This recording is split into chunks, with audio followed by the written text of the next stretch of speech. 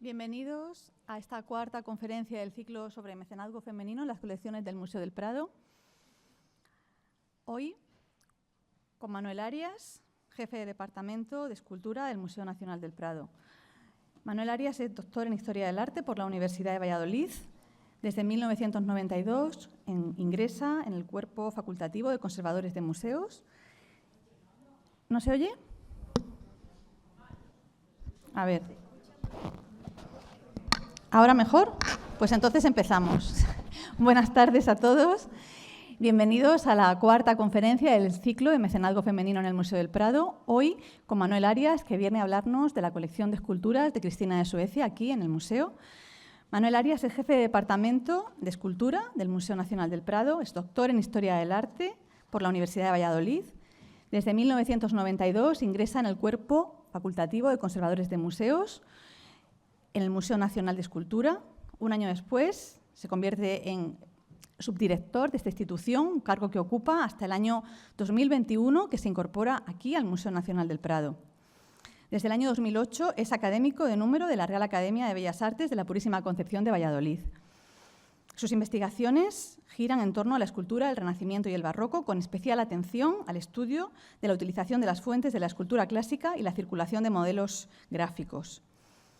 Entre sus investigaciones destacan los estudios sobre escultores españoles, sobre los que ha publicado importantes monografías, como Alonso Berruguete, Prometeo de la Escultura, publicada en el año 2011, o Gaspar Becerra en España, Entre la Pintura y la Escultura, publicado en Astorga en el 2020. Además, ha comisariado distintas exposiciones, entre ellas Hijo de Laoconte, Alonso Berruguete y la Antigüedad Pagana en el Museo Nacional de Escultura. Trabaja en el ámbito del coleccionismo y el mecenazgo, de las reliquias, sus contenedores y otros campos de la historia del arte. Además, ha colaborado desde el principio en el proyecto El Prado en Femenino. Colaboró el año pasado y este año que tenemos a Cristina de Suecia como una de las protagonistas de la segunda edición, pues Manuel es una figura fundamental y le estoy muy agradecida. Muchas gracias, Manuel.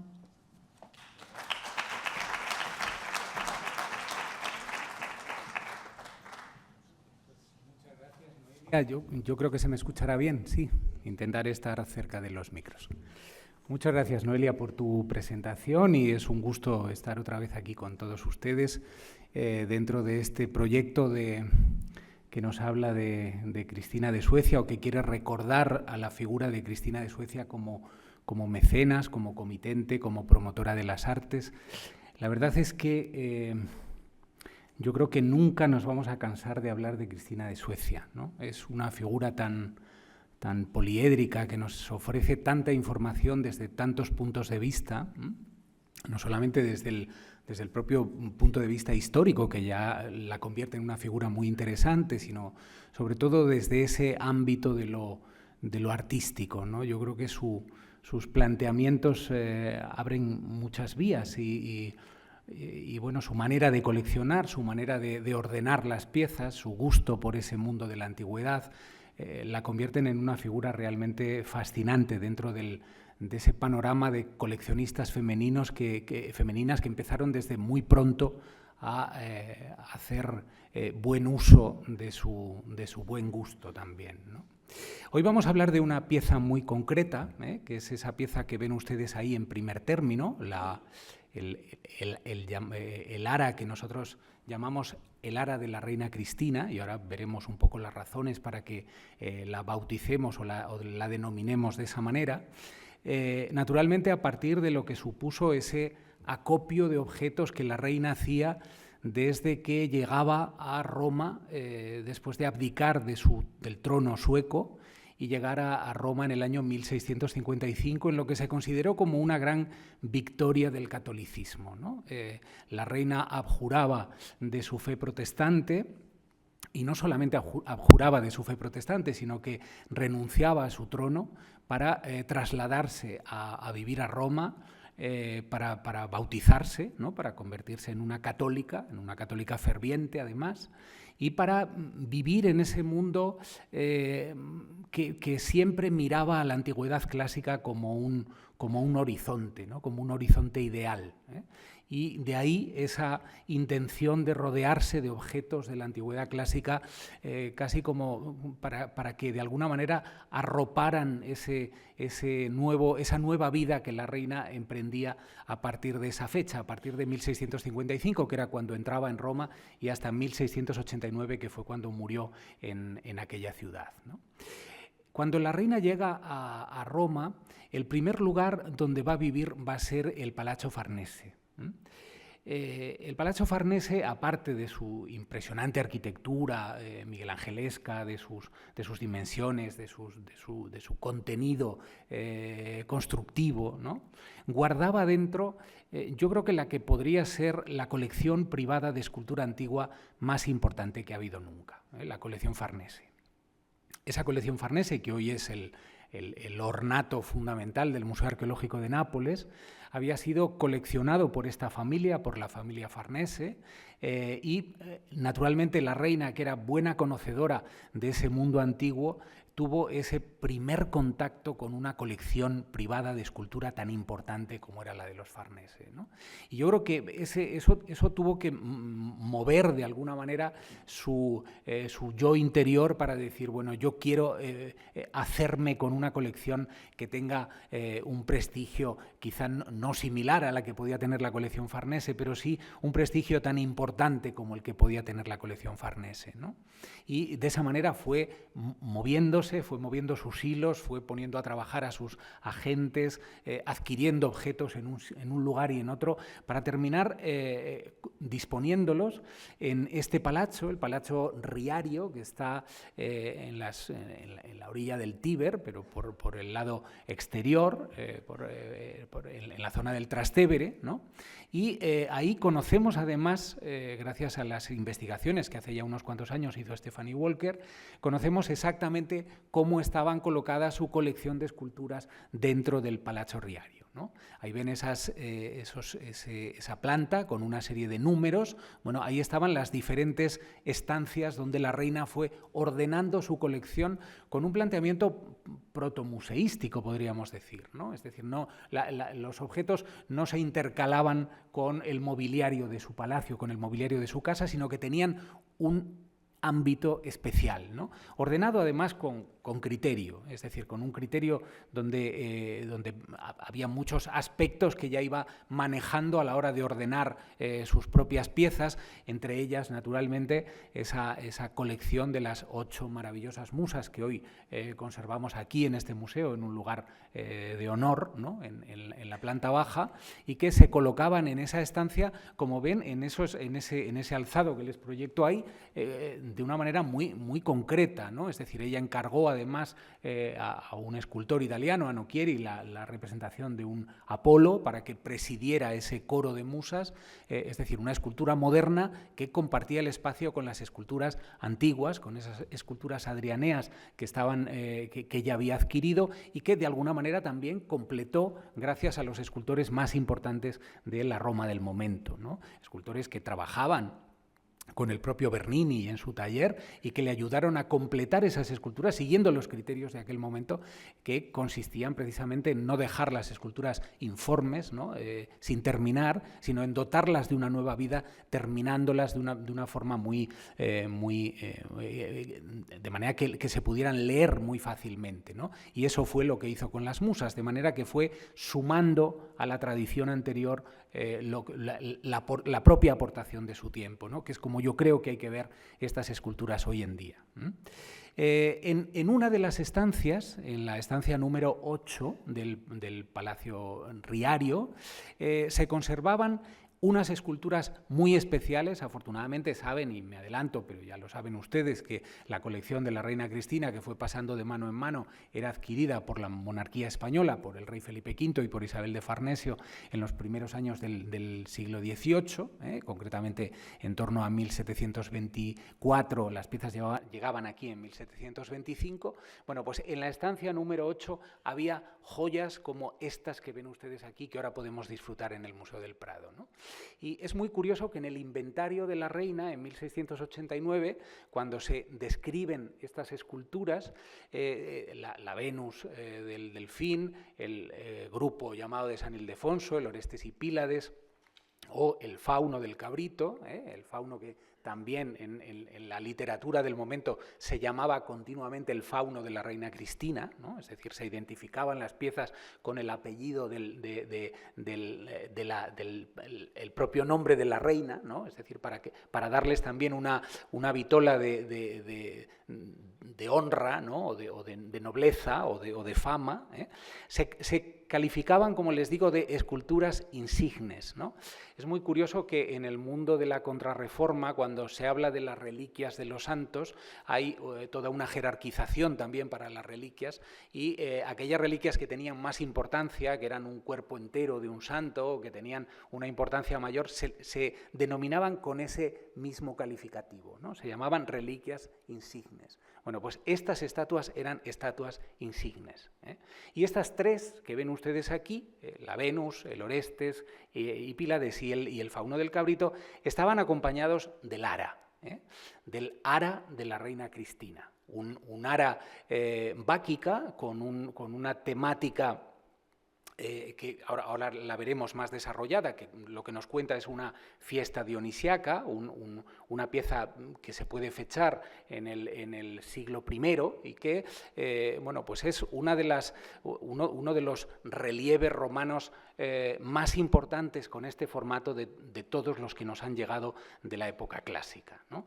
Les pongo al lado esa estampa que después volveremos a ver. Es una estampa que se está haciendo en el año 1693 en uno de esos recopilatorios de obras famosas del mundo clásico, y la reina había muerto en el año 1689, pero todavía cuando se hacía la estampa, unos cuantos años después, en el pie se decía ara de mármol que se encontraba en la colección, en el gabinete de la reina Cristina de los suecos, ¿no? Es decir, es como ese retumbante permanente del nombre de la reina asociado a las piezas que ella coleccionó.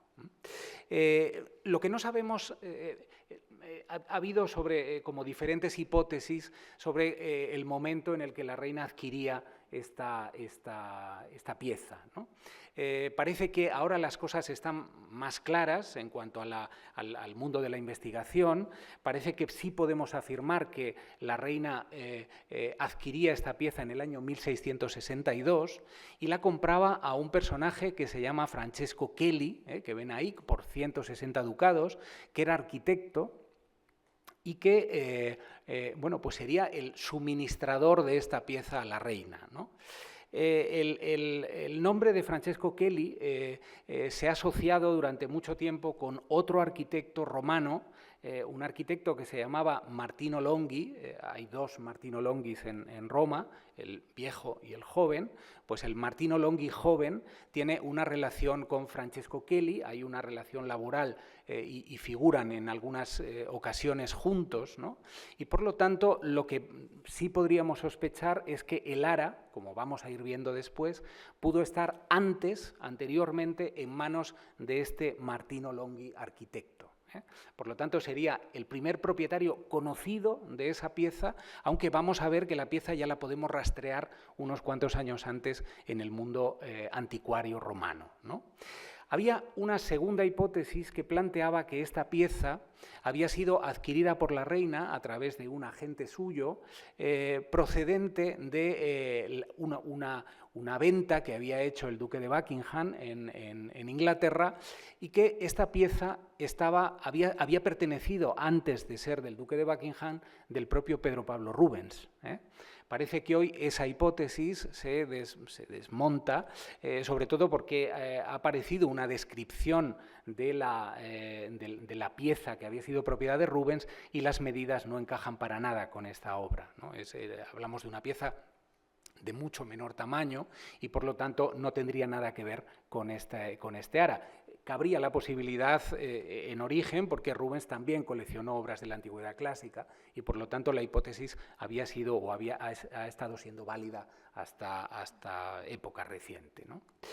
La cuestión es que las obras de Cristina de Suecia, a su muerte, pasan por herencia al cardenal Azzolino, que era su íntimo amigo, una figura que está también muy ligada con la reina por muchísimas razones. Azzolino muere muy joven y el sobrino de Azzolino las vende al Principio de Scalchi. Toda la colección queda en manos del Principio de Scalchi. A los herederos del Principio de Scalchi es a quienes los reyes de España comprarán la colección, perdón. Y es muy interesante saber cómo se exponía esta pieza en la colección de la reina y cómo se estuvo manteniendo esa manera de exponerla hasta que llegó a nuestro país. En el inventario del Principio de Scalchi, cuando se compra, cuando se vende la colección, se habla de ese pilo massiccio, es decir, de una pila, ¿no? Una pila maciza muy antigua, ¿no? Pero a eso se añade la descripción del soporte en el que estaba colocada la pieza. Y es, bueno, ahí les pongo la descripción, pero se la resumo: un pedestal cuadrado con un ingenio que había fabricado el propio caballero Bernini, para poder girar el ara y para poder contemplar la escena completa sin moverse del mismo lugar, ¿no? Había puesto un rodamiento en la parte inferior y podíamos mover el ara. No era necesario que la rodeáramos para ver todas las escenas, sino que desde el mismo lugar la podíamos mover, ¿no? Ese mundo de la escultura cinética, ¿no? De la escultura que está en movimiento, es casi como un precine, ¿no? Es decir, estaríamos viendo una escena casi en movimiento, ¿no? Es algo que está muy asociado a este mundo del coleccionismo clásico, ¿no? Les muestro aquí una pieza que, si han estado a lo mejor en Viena alguna vez, en el Kunsthistorisches de Viena, han visto que es esta copia de una pieza antigua, una pieza romana antigua, El joven de Magdalensberg, que está sobre un soporte, que les pongo ahí más grande, un soporte giratorio. Tiene dos vástagos en los laterales para poderlo mover, ¿no? Ahora mismo esta pieza está automatizada en Viena y se está moviendo ella sola, ¿no? Permanentemente. Pero era algo que se gustaba hacer mucho en la escultura del coleccionismo clásico, para dar esa sensación de las tres dimensiones, ¿no? Y para poderla ver desde diferentes puntos de vista. Bueno, como les decía, la colección de Cristina hace todos esos pasos, ¿no? Azzolino o de Scalchi llega a nuestro país y el primer lugar donde se va a instalar es en el Palacio de la Granja, ¿no? En el Palacio de la Granja se conservan, quizá han estado allí alguna vez, ¿no? Es un lugar maravilloso también. En el Palacio de la Granja se conservan los pedestales originales que la reina Cristina tenía para su colección, pero en la parte de arriba las piezas originales han sido sustituidas por unos yesos que se hicieron posteriormente, ¿no? Por unas reproducciones, por unos vaciados en yeso que se hicieron posteriormente. Por eso, en estas imágenes que ven aquí, ven nuestras musas, pero no son nuestras musas de mármol, sino que son las musas de yeso, y lo que sí se conserva allí es el original de Nocchieri del Apolo, que ven ahí en el centro delante de esa fuente, ¿no?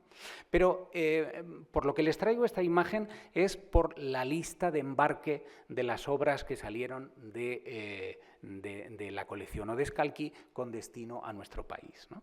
Y ahí se menciona primero una caja con un vaso historiado que, según la tradición del momento, era el verdadero sepulcro de Calígula. Es decir, nuestra ara de la reina Cristina tenía fama en Roma de ser el lugar que había albergado las cenizas del emperador Calígula, nada menos, y eso fue algo que se mantuvo en toda la historiografía que ha seguido hablando del ara de la reina Cristina, como ese vaso de las cenizas de Calígula. Y también sabemos que en aquel momento llegaba a nuestro país la caja con ese soporte, ¿no? Con ese soporte fabricado por Bernini para poder girar la escultura. Esto no ha llegado hasta nuestros días, ¿no? Las obras han ido moviéndose del lugar, y quizá en un momento determinado esa base, que tenía una decoración de carneros y que estaba dorado y que tenía, bueno, pues que era una decoración muy a la moda barroca de la Roma del 17, ha desaparecido, ¿no? A lo mejor algún día en algún lugar por sorpresa puede aparecer, ¿no? Y sería fantástico.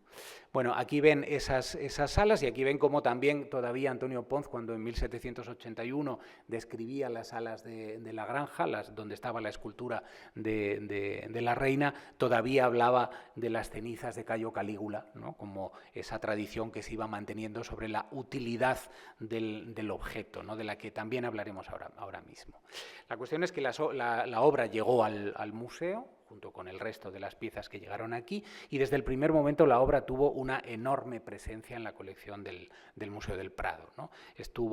Aquí ven fotografías antiguas del año 1910, fotografiándola por todos los flancos para poder tener la secuencia completa, y aquí ven estas vistas de la planta baja, donde en aquella manera de exponer la escultura, donde se mezclaban cronologías y se hablaba de momentos y de materiales distintos, pues ahí ven las esculturas de Leoni junto al Daoíz y Velarde, que se ve allí en segundo término, y en primer lugar el ara de la reina Cristina, ¿no? La cuestión es que la pieza desde sus inicios, pero ya no desde que llega a España, sino desde su presencia en la colección de la reina Cristina, tuvo una atención por parte de los investigadores enorme, ¿no? Es decir, todos se fijaban en ella, todos querían estudiarla, todos la reproducían de alguna manera, y aquí han sido también muchos los trabajos que se han ido haciendo sobre esta pieza, y por destacar uno quizás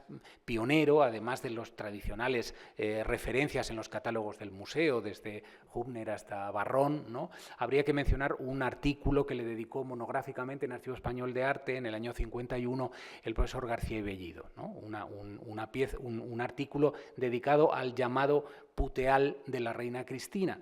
Ese ha sido un nombre erróneo que se ha ido repitiendo también continuamente, ¿no? Un puteal, en pura etimología latina, es un brocal de pozo, ¿no? Existieron brocales de pozo de este formato, hechos en mármol, pero esta pieza no es un brocal de pozo porque no es un cilindro hueco, ¿no? Sino que tiene base. Por lo tanto, es un objeto que estará destinado a otras funciones. Ahora les pondré algunos ejemplos de lo que podría ser, pero tampoco sabemos muy bien para qué servían este tipo de objetos, ¿no? Aunque hay diferentes planteamientos. Aquí ven en esta secuencia del dibujo, de la secuencia estirada, ¿no? de todo lo que nos cuenta ese relieve, las diferentes escenas de tipo dionisíaco que se pueden ver aquí.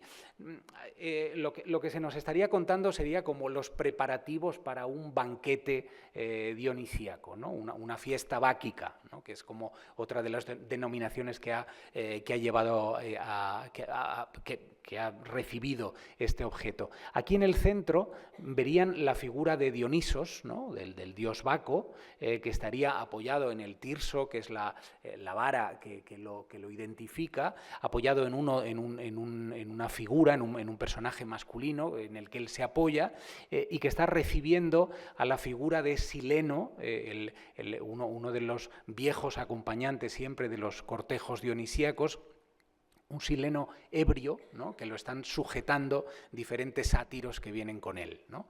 Aquí hay otros personajes que están llevando una hidria a la espalda, otros que sujetan pieles de animales, hay un escenario natural en el fondo, ven diferentes árboles que además se pueden identificar, hay una higuera, hay una parra, esos árboles están unidos por unas telas que lo que quieren es buscar o recrear un espacio en sombra, ¿no? Y hay unas columnas que van de alguna manera articulando ese espacio también con un vaso en la parte superior, ¿no? Aquí hay personajes que están tocando instrumentos, un sátiro que hay aquí está poniéndole una ofrenda a este personaje que ven aquí, que es un dios Príapo, ¿no? Un dios protector de los campos y de los huertos, que era un dios de la fertilidad, ¿eh?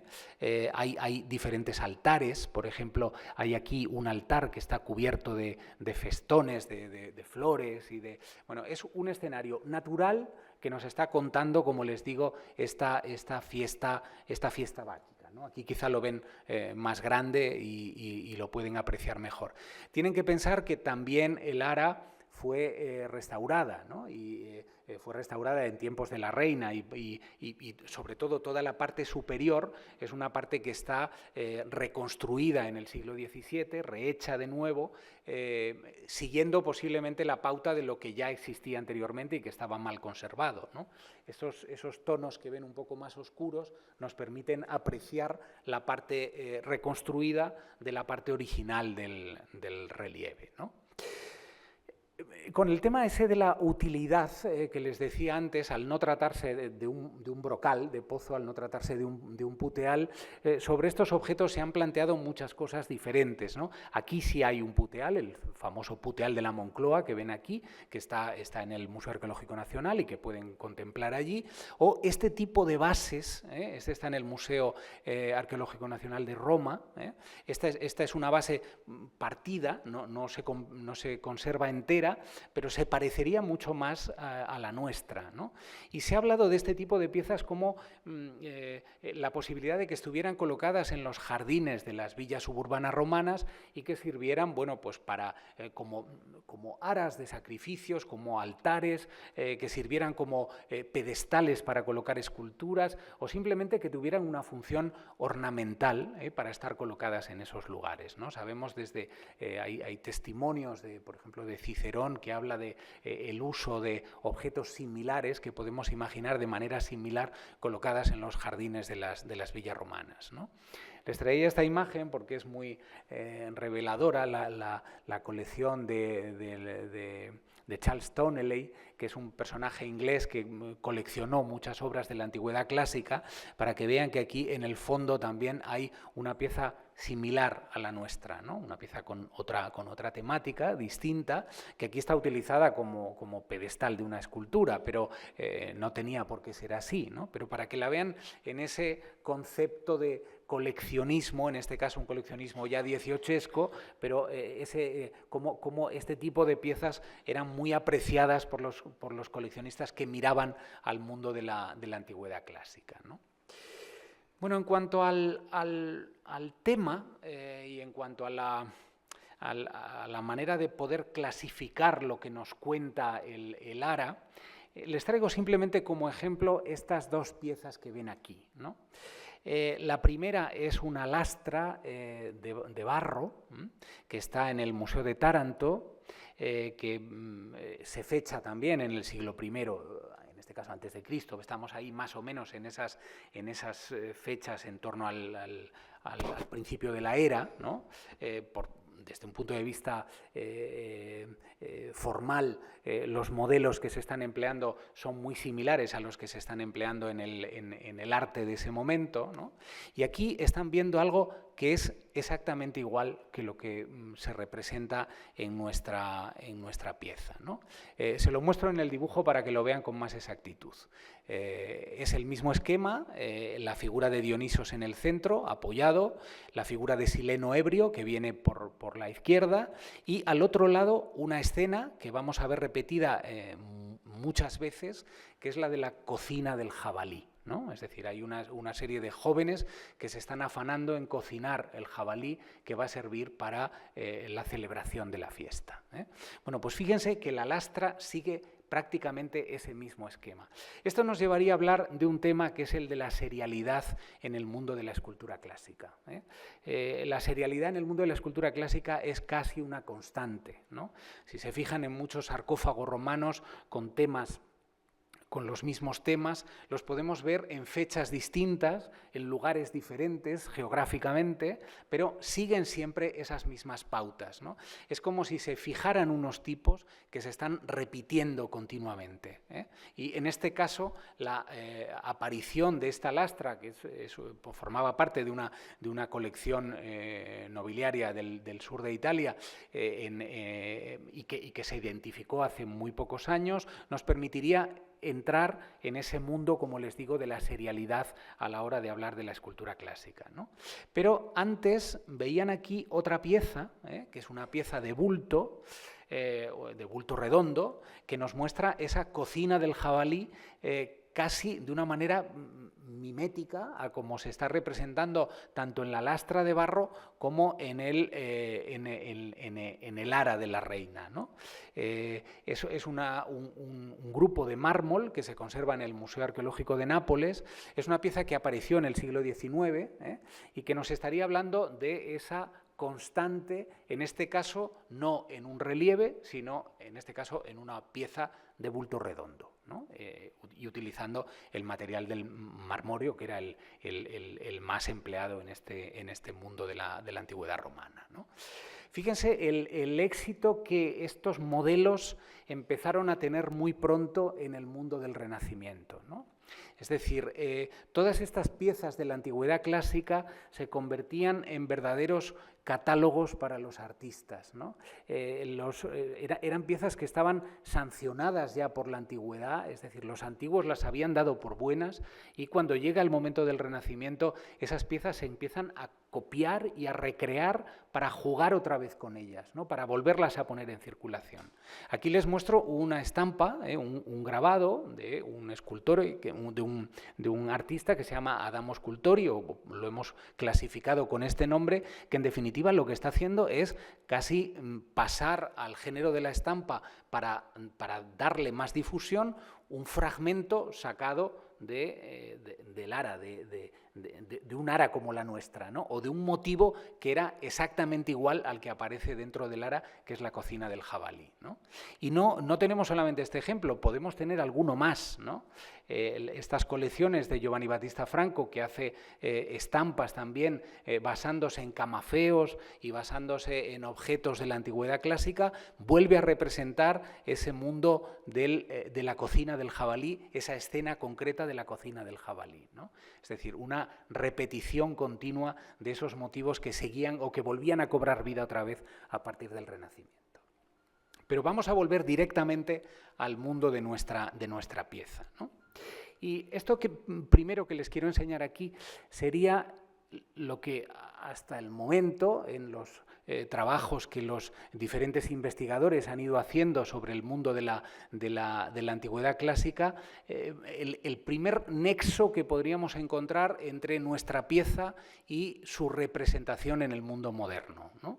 Aquí ven en este dibujo que está en primer término y es muy reconocible de nuevo la figura de Dionisos en el centro, un dibujo de nuestra pieza.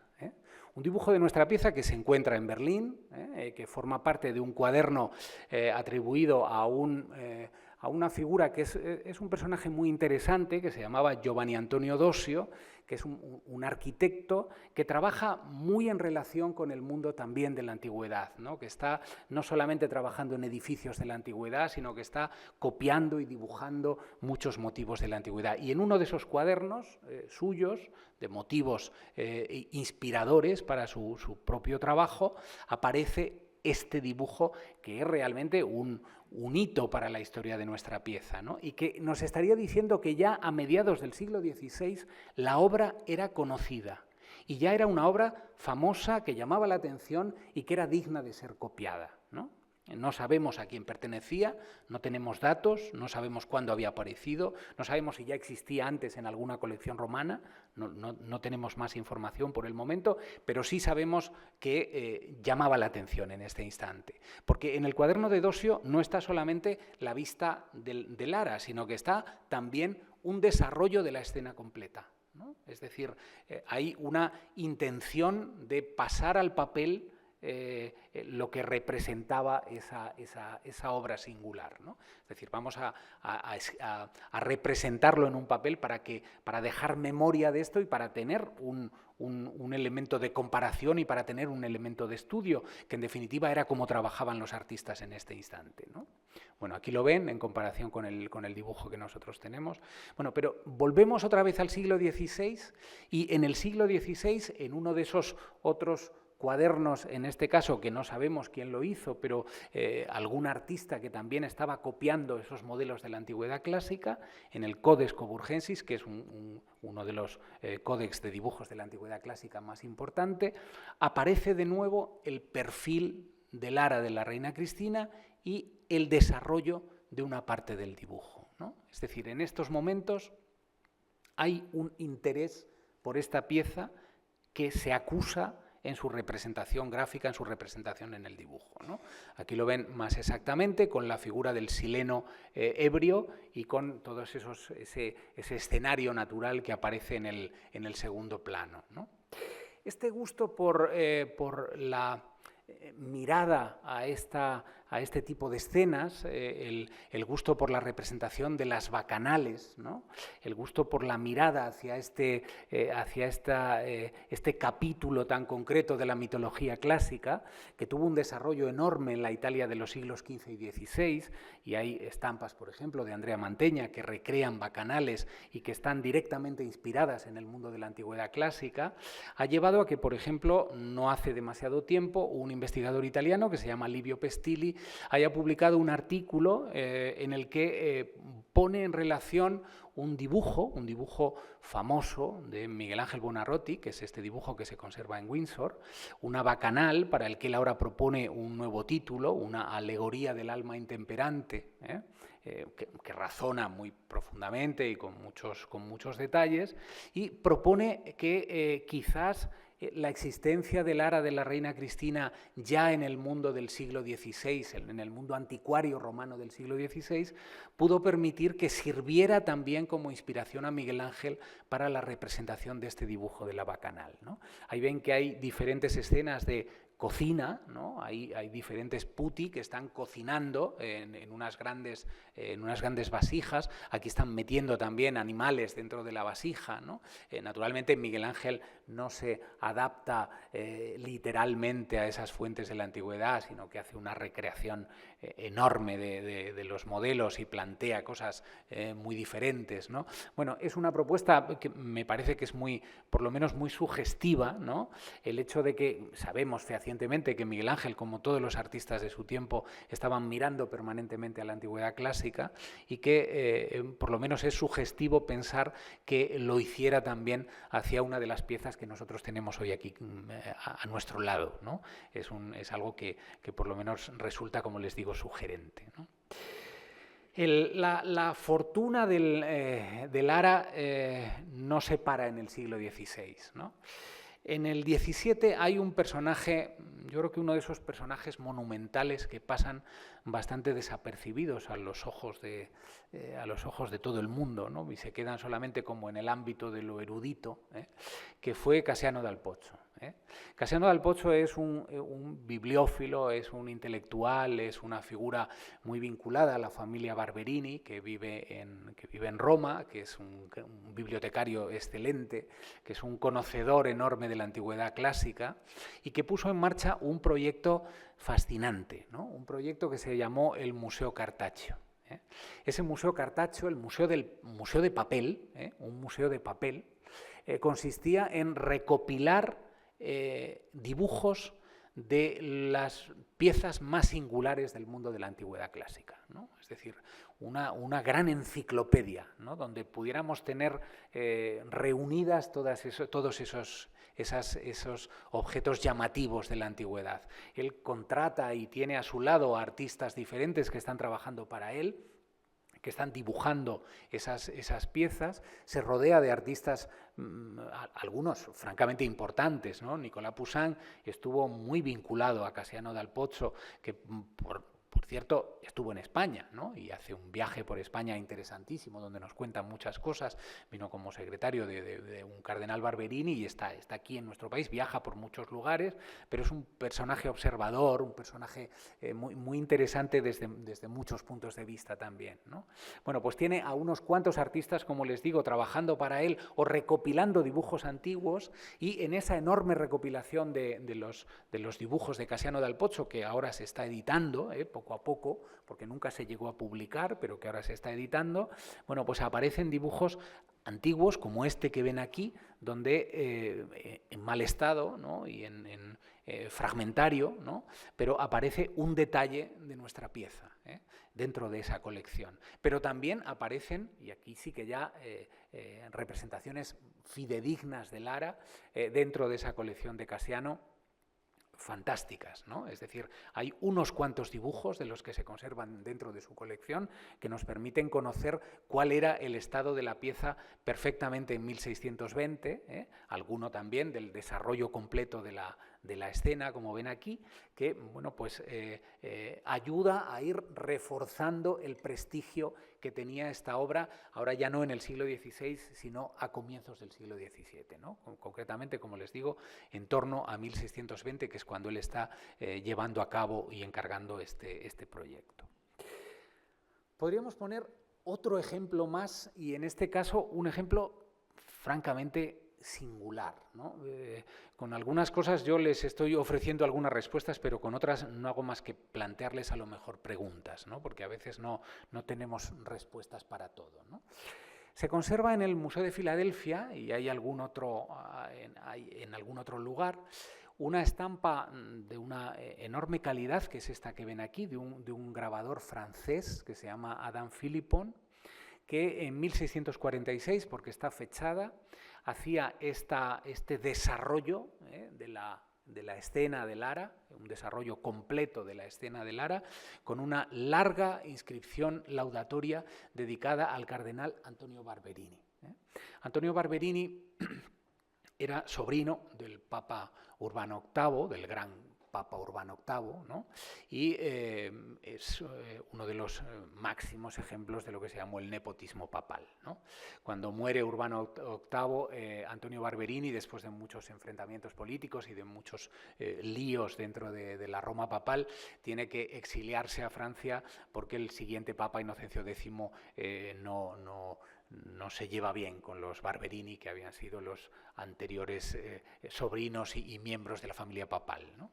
Y exiliado en Francia, recibe este presente de Philippon, que es un grabador francés, y que se lo manda con una inscripción latina donde dice, bueno, como un recuerdo de las cosas de Roma, ahí le mando, y como agradecimiento a todo lo que hizo por mí en Roma, ayudándome para mis empresas librarias y para mis empresas de grabados, le mando este recuerdo, ¿no? Y en el texto dice, sacado de uno de los relieves más famosos de los que se conservan en Roma, ¿no? Es cuando menos curioso, ¿no?, que se elija este tema para agradecer al cardenal Barberini su ayuda, su apoyo, el apoyo a un artista, no con una pieza más conocida, no con una pieza a lo mejor más célebre o más popular, sino con el desarrollo de la escena báquica de Lara, ¿no?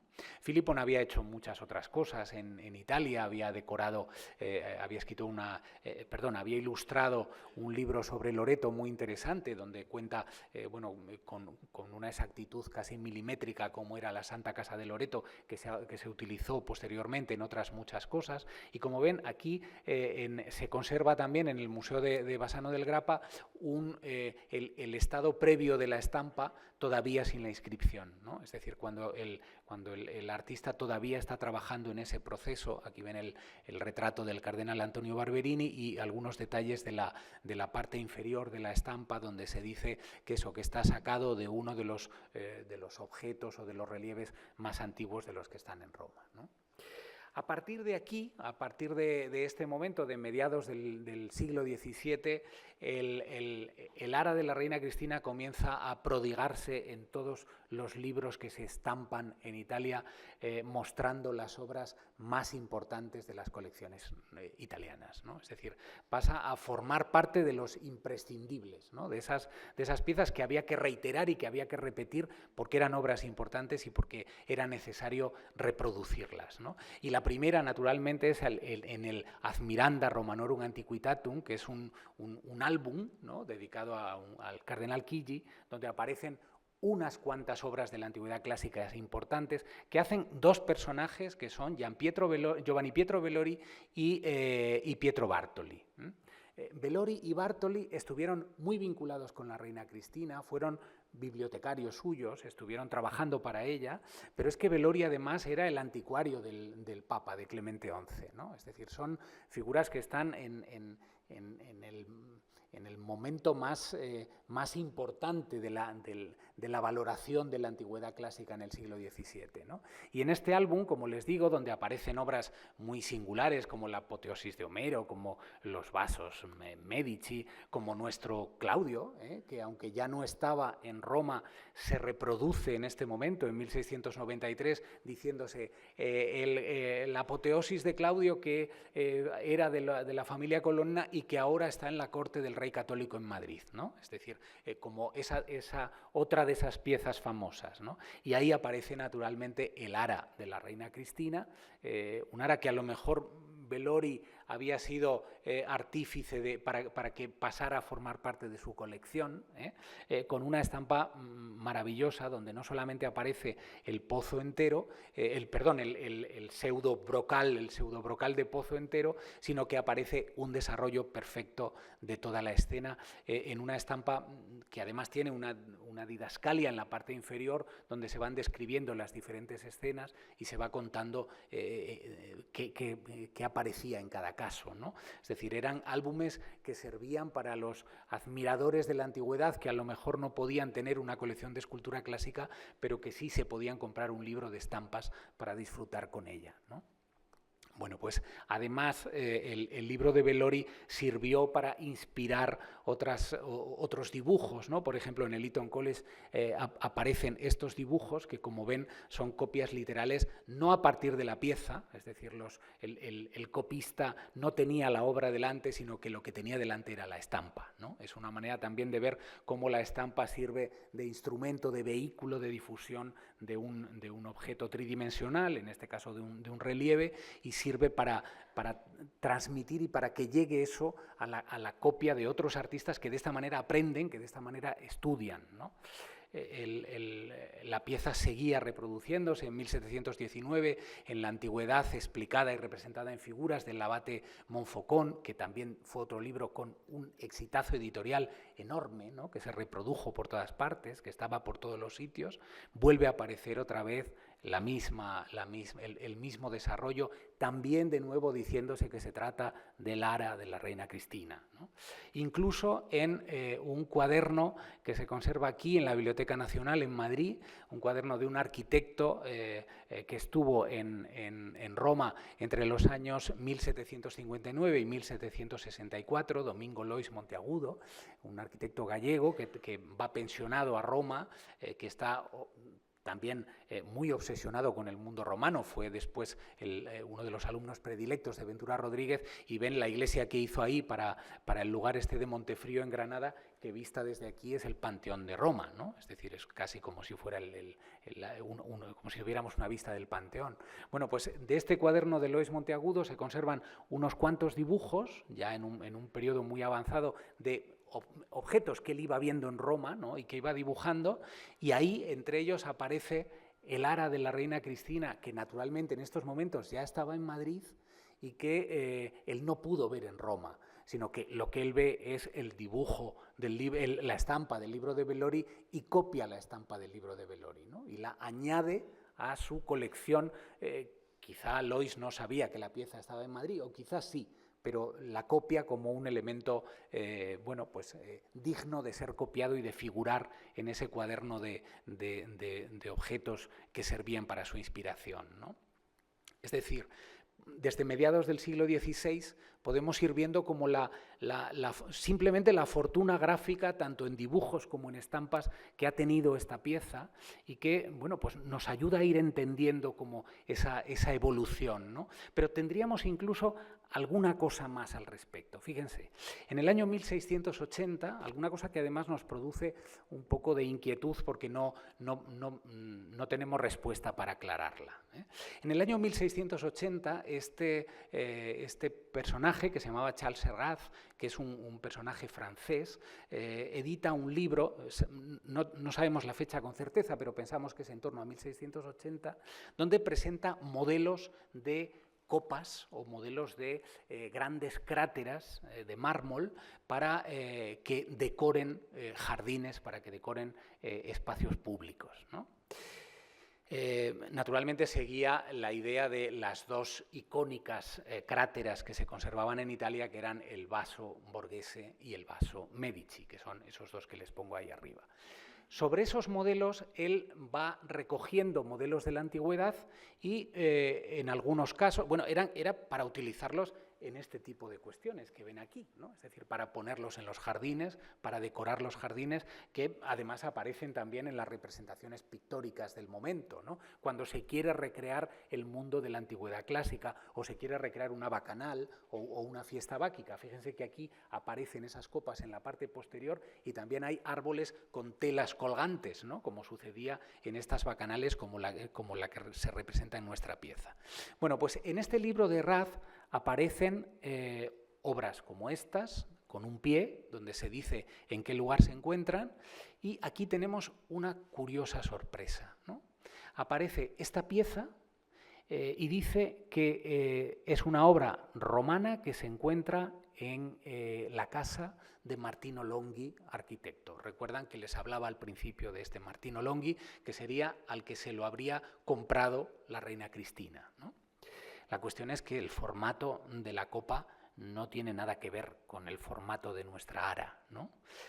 Lo que sospechamos es que posiblemente se trate de una recreación idealizada del autor de las estampas, que cogía el motivo del ara y le daba forma de crátera, ¿no? Para que tuviera más utilidad en el aspecto decorativo que se quería plantear en esos momentos, ¿no? Es decir, lo está copiando literalmente, ahí lo ven invertido con ese efecto especular que es muy común a la hora de hacer las estampas, ¿no? Que se grabe directamente y que salga invertido, pero el que la parte inferior, esa parte inferior de la crátera no tenga gallones, no tenga ninguna decoración, la parte de arriba sea también muy lisa, permitiría pensar que es una invención de este hombre basándose en el objeto de la reina Cristina, ¿no? Porque lo que sí sabemos con certeza es que a partir del siglo XVII se hicieron copias, se hicieron copias y se conservan al menos 2 copias del ara de la reina Cristina con un formato diferente. La primera que se hizo por encargo de una familia de coleccionistas, de los coleccionistas más importantes de la Roma del XVII, que fueron los Giustiniani. Esta familia Giustiniani encargaría una crátera que seguiría el mismo desarrollo del ara de la reina Cristina, pero con forma de crátera, ¿no? Para poderla utilizar en esa decoración de los espacios públicos, en la decoración de los jardines. Y la vemos reproducida por primera vez en este libro de Spon del año 1685, donde se dice exactamente que se trata del vaso Giustiniani, es decir, de una obra encargada o hecha para los Giustiniani. Este es Vincenzo Giustiniani, el marqués Vincenzo Giustiniani, que se publica su colección en 2 tomos, su colección de antigüedades clásicas, y sin embargo en esa colección de antigüedades clásicas no aparece esta pieza, ¿no? Quizá porque era consciente de que no se trataba de una obra antigua, sino que era una obra nueva que se había hecho tomando como pauta una obra antigua, ¿no? Aquí ven que sí reproduce otra serie de bases, de bases similares al ara, pero ninguna de ellas es el ara, ¿no? Posteriormente, en 1713, en este libro, que también recoge diferentes elementos distintos del mundo de la antigüedad clásica y que tenían todos los arquitectos, por ejemplo, este libro estaba en la biblioteca de Sabatini, era un libro que presentaba modelos también de elementos diferentes, vemos reproducida la crátera Giustiniani, ¿no? Aquí la ven claramente, y aquí dice vaso antiguo de mármol blanco en la Villa Giustiniani, en la Porta del Popolo, ¿no? Eran piezas que se utilizaban para este tipo de ornatos, ¿no? Para decorar estos espacios naturales con flores o con lo que llamaban el ars topiaria, ¿no? Es decir, con ese mundo de la jardinería que tuvo tanta fortuna. Bueno, aquí ven que es exactamente igual que la que aparecía en el libro anterior, pero lo curioso es que en este libro de 1713 vuelve a aparecer otra vez la pieza que se decía que estaba en la colección de Martino Longhi, pero lo que hace es reproducir el libro anterior, ¿no? Es decir, tampoco la ha visto, de manera que podemos pensar que esto es una pura invención, utilizar el motivo de nuestra ara para hacer esta crátera diferente, ¿no? Bueno, el modelo se siguió reproduciendo, como ven, en muchos ejemplos, ¿no? Aquí ven un dibujo precioso, una litografía decorada, preciosa, decorada a mano, ¿no? De esta crátera Justiniani que, como les digo, tiene una vida paralela a la nuestra, pero que es una copia hecha en el siglo XVII, ¿no? Y lo curioso es que esta crátera Justiniani modificada todavía se conserva, ¿no? Esta pieza pasó luego a ser propiedad de un hermano de Napoleón, de Luciano Bonaparte, un personaje que se retira a vivir a Roma y que es un gran coleccionista de obras de la antigüedad clásica y que en 1812 edita un libro sobre sus antigüedades, ¿no? Y ahí aparece la crátera Justiniani, pero ahora ya desprovista de la parte inferior, ¿no? De la parte gallonada y de la parte de la base y de la tapa superior. Es decir, queda reducida solamente al cilindro, a la parte central, ¿no? Se reproduce, como ven, en estampas en 1812 y esta pieza se conserva actualmente en los museos vaticanos en la Galería de los Candelabros, ¿eh? Ahí está una obra que es miméticamente exactamente igual que la nuestra, ¿no? Es exactamente igual que el ara de la reina Cristina, pero hecha en el siglo XVII a imitación de la nuestra, ¿no? Una prueba, en definitiva, del prestigio y de la fama que tuvo nuestra obra. No solamente se conserva aquí, sino que se conserva otra similar, que también se estaría haciendo en el siglo XVII y también pensando en la decoración de algún espacio público, de algún jardín, y esta se encuentra en un museo londinense, ya desde hace muchos años. Incluso he encontrado un vaciado de yeso de estas piezas, quizá de la pieza vaticana o de la que está en Londres, como secuencia de todo este proceso, y no solamente un vaciado de yeso, sino que incluso en el mercado del arte ahora pueden encontrar obras ornamentales a la venta, que son decoraciones en piedra, hechas en piedra siguiendo este modelo de la crátera Justiniani y que, como les digo, están a la venta en el mercado y que las pueden ustedes adquirir si quieren tener una copia del ara de la reina Cristina en su casa, ¿no? Bueno, la cuestión es que, y para concluir, estamos delante de una obra. Si recuerdan, al principio les hablaba de aquellas esculturas insignes, ¿no? Y hablábamos de las que compartían la estancia octava en el Palazzo Riario, ¿no? En aquel lugar tan especial de la reina Cristina. Estamos ante una obra que a lo mejor pasamos por las salas y no le damos realmente la importancia que tuvo a lo largo del tiempo, ¿no? Que sirvió para inspirar a muchos artistas, que sirvió para deleitar a muchos diletantes, ¿no? Y que yo creo que es un símbolo también de la importancia que tuvo el coleccionismo de la propia reina Cristina, ¿no? Es muy probable que el ara fuera restaurada antes de llegar a la propiedad de la reina por un escultor que trabajó mucho en la Roma del segundo tercio del siglo XVII, que se llamó Orfeo Boselli. Orfeo Boselli fue de alguna manera un poco el inventor de nuestra apoteosis de Claudio también, ¿no? Él se declara como el que la restauró, el que trabajó para la familia Colonna y estuvo ayudándoles para darle la forma definitiva. Y Boselli publicó no llegó a publicar, pero escribió un texto que llamó Observaciones sobre la escultura, ¿no? En esas observaciones sobre la escultura, él reflexiona sobre el mundo de la antigüedad, sobre la importancia que tienen los modelos escultóricos de la antigüedad clásica para los artistas, y en ese texto habla varias veces del ara, en ese momento todavía no de la reina Cristina, sino del ara de Martino Longhi. Y habla de esa pieza como una pieza que se podía poner en paralelo al lado de las otras grandes esculturas que se conservaban en las colecciones romanas, ¿no? Y fíjense lo que dice al respecto. Dice, ¿quién encontrará un joven más bello que la estatua de Antinous en el Belvedere? ¿Quién encontrará una mujer más bella que la Venus de los Medici? ¿Un anciano más fuerte que el Hércules de los Farnese? ¿Quién encontrará más ternura que en los Faunos y en el Pílade y Orestes de los Ludovisi? Nuestro grupo de San Ildefonso, que de la colección Ludovisi pasó a la colección de la reina Cristina. ¿Quién encontrará más expresión que en el grupo de Laoconte?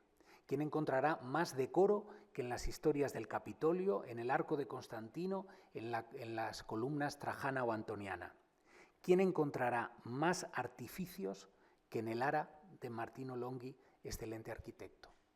El elogio, al lado de todas esas otras piezas tan representativas del mundo de la antigüedad, realmente nos tendría que hacer pensar en lo destacada que es el Ara de la reina Cristina en nuestra colección. Muchas gracias.